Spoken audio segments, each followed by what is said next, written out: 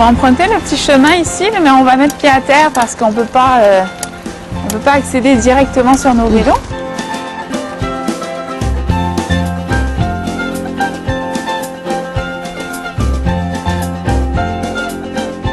On a des vestiges. On va aller voir l'interprétation un petit peu. On va nous expliquer l'intérêt du lieu. On va aller rencontrer quelqu'un? Oui, on va aller rencontrer quelqu'un.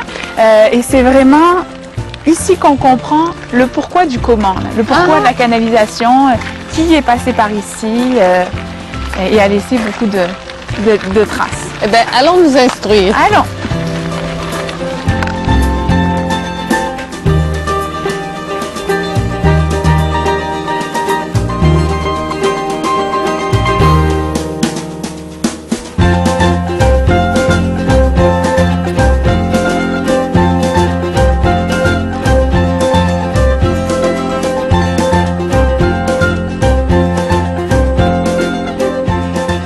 Ah ben voici Hélène, fidèle au poste. Bonjour! Bonjour, bienvenue. Merci beaucoup. C'est un magnifique site que vous avez ici. C'est un site historique, mais quelle histoire exactement? En fait, ici, au lieu historique national du Canada de Coteau-du-Lac, on commémore le premier canal à écluse en Amérique du Nord. Et vraiment, ici aussi, c'est un lieu de passage pour plusieurs groupes. À cause, entre autres, des rapides qui constituaient un obstacle. Donc, pour se rendre, entre autres, vers les Grands Lacs, les gens devaient contourner le rapide. Donc, trouver un outil pour le contourner, donc créer un canal. Ce canal-là qui est maintenant asséché, là, qui est désuet. Là. Oui, exactement. Le premier canal à écluse ici, qui a été construit par les Britanniques. Ça a été un site militaire aussi, parce que là, il y a des gros canons, là. Ça a été un site important pour la Révolution américaine et surtout la guerre de 1812.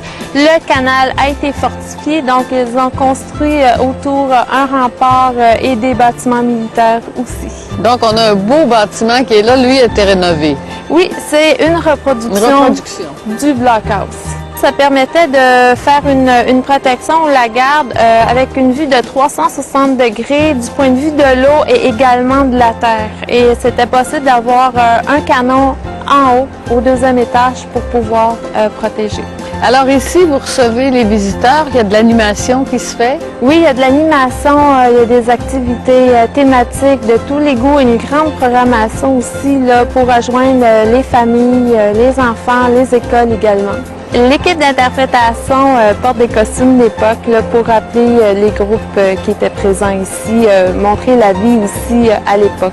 Il y a le marché champêtre à tous les samedis pour présenter les produits de la région.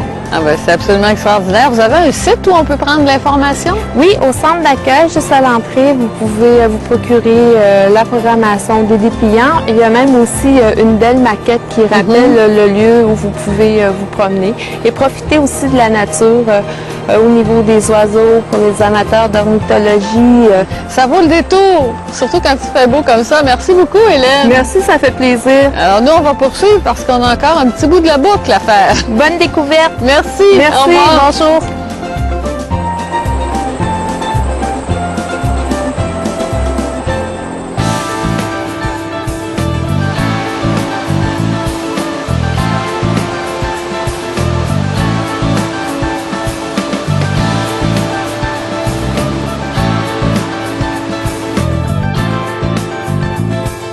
C'est vraiment spécial, hein? On vient de traverser quoi? 3 barrages? 3 barrages séparés par des îles, finalement, qui permettent d'éviter le pont et qui nous donnent une belle vue là, sur le lac Saint-François qui commence à s'étaler devant nous. Oui. Et on vient de passer Coteau-du-Lac et on va pour rentrer dans Valleyfield. Donc c'est vraiment le lien entre Salaberry-Valleyfield et Coteau-du-Lac. C'est une transition là, qui nous amène et la piste cyclable passe vraiment là, au travers de tous ces barrages. Là. Il y a une entente, j'imagine. Oui, avec Hydro-Québec là, qui permet l'accès, même les travailleurs là, le font le matin et le soir, pas juste pour les touristes. En tout cas, c'est très spectaculaire, là, ce rapide-là. Ici, il l'est beaucoup, puis ça donne une toute autre vision aussi de la rivière. Ça met dans l'ambiance parce qu'on vient de quitter une ambiance très champêtre. Hein, on avait un territoire agricole très calme, très doux. Et là, on est un peu plus dans l'ambiance parce qu'on s'approche de la grande ville de Valleyfield. C'est quand même 40 000 habitants, des événements tout l'été. ça bouge beaucoup plus. Donc là, ça va être un petit peu plus intense. Un petit peu plus urbain. Oui, Mais c'est vraiment magnifique jusqu'à maintenant. urbain et nautique parce que c'est pas l'eau qui manque. Non, c'est pas l'eau qui manque.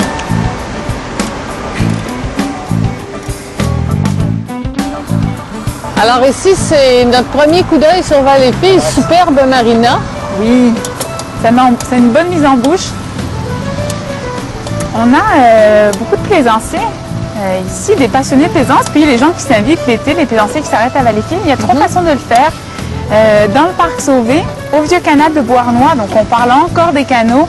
Ça, c'est un canal qui a été réouvert à la circulation en partie, tout du moins. Donc les bateaux peuvent carrément rentrer en centre-ville. Il y a des animations avec une terrasse, ou sinon, donc ils ont la marina pour s'arrêter. C'est vraiment une belle marina. Et on avait à notre droite le lac Saint-François. Là, on a la baie Saint-François, fameuse baie qui accueille chaque année les régates internationales de Valleyfield. Ben oui.